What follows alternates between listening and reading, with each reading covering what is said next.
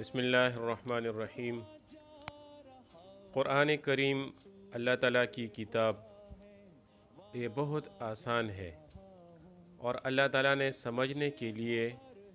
اس کو آسان کر دیا ہے، لیکن اگر ہم اس کو وقت دیں اور اس میں غور و فکر کریں تو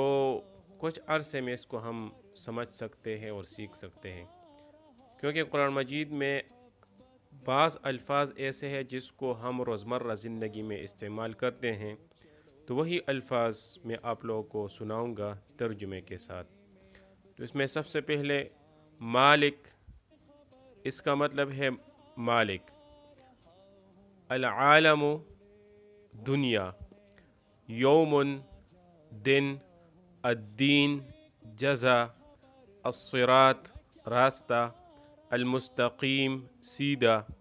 الکتاب کتاب، الصلاۃ نماز، الآخرت آخرت، مفلحون کامیاب،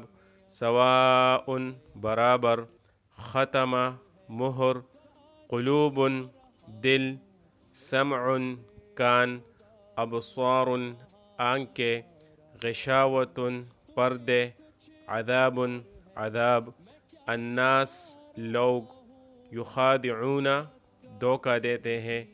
انفس اپنی جان، یشعرون محسوس کرتے ہیں۔